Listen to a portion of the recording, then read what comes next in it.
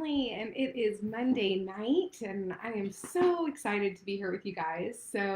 Tonight's topic is change is inevitable, growth is optional.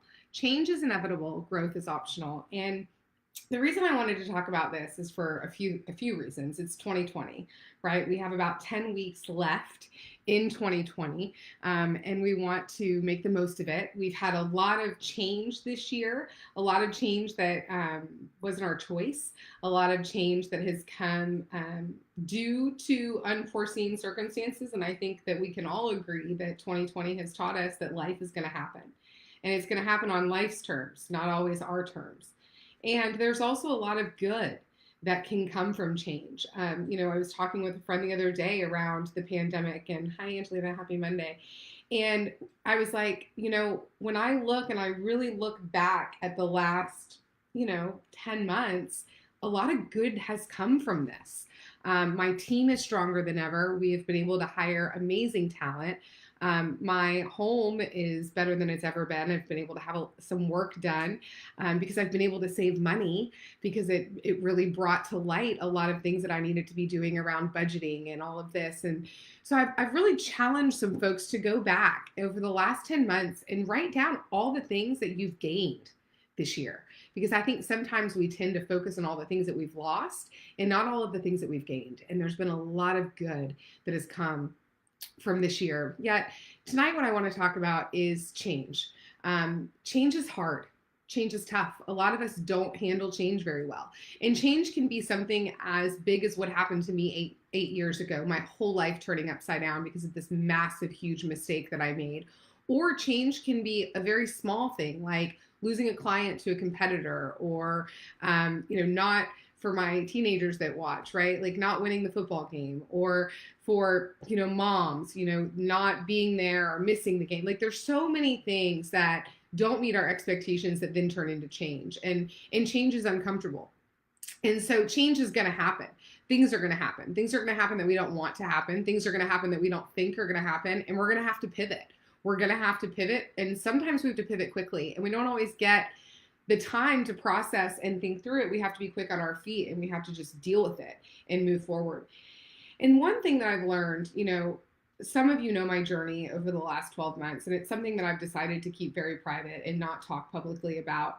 Yet I've had a lot of change in the last year, a lot of change. And there's been a lot of growth moments, a lot of painful moments, a lot of emotional moments, and in working through things and processing things, and evaluating how I've shown up in situations and how I could have done better in certain situations and certain relationships, and things that I've done. A lot of amends have been made over mistakes that I've made, and owning my part in things. And yet through all of that change, I always had a choice. I could either let it consume me, and I could react to it, and I could go into old behaviors, and I could let my emotions take over, or I could go into a depressive state and not get out of bed and not want to be motivated and just sleep all day. Or I could choose to do what's uncomfortable.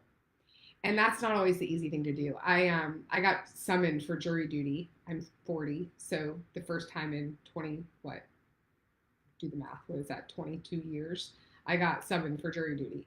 And I said to my mom, I said, Mom, sometimes it stinks having integrity as one of your values because you can't lie. Like you can't, and I never would, but I was making a joke that, when you have integrity, you have to do the right thing, even when no one is watching. And I was talking to friends, and they were giving me tips on how I could avoid doing this jury duty. And I'm like, no, this is my obligation, and I have to be in integrity, and I have to be honest. And if that means that I have to be out of work because I can be, because I do have the flexibility to do that, then that's what I need to do. And so that's where growth comes in. And those are the moments that I know the growth is working. I wasn't always a woman of integrity. There's still moments that my integrity comes into play. I'm sure there's still tons of people out there that would tell you I don't have integrity, right? Yet their opinions of me don't matter, it's none of my business, which we've talked about. All that matters today is that I choose to grow through everything. One of my mentors, Diana Kokoska, taught me that if you're not growing, you're dead. Another way of saying is if you're not growing, you're stagnant. And stagnant water is yucky. It's gross. It gets moldy when it sits. So we have to constantly be growing. And so I really encourage you to look at the changes that have happened this year and even the simple changes that might have happened today, that client you lost, or bigger changes. Sometimes that one phone call that can change the entire trajectory of your life. How are you choosing to focus on it? Because everything in life is a choice. And we've talked about that in the past. And you can choose to let the change overcome you. I could have chosen 8 years ago to take a path of continuing into addiction and continuing into, seemingly hopeless behavior because it was too much work to change. It was too much work to grow. Or I could suit up, show up, put one foot in front of the other, and just do whatever I needed to do to grow. And so I just ask you today, how are you using the things that are changing in your life, especially the things that aren't good change, that don't feel good, to grow? If you ever want to talk about it, you can reach out, Brindley at brindleytucker.com, Brindley at brindleytucker.com, or you can private message me. By the way, this is allergies. If you follow me on Facebook, which clearly maybe if you watch this video, I hope you do.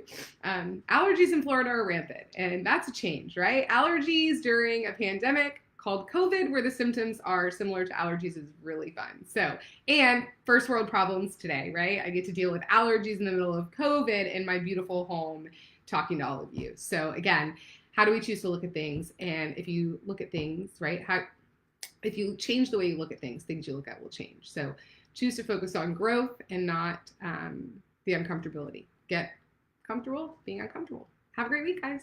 Bye.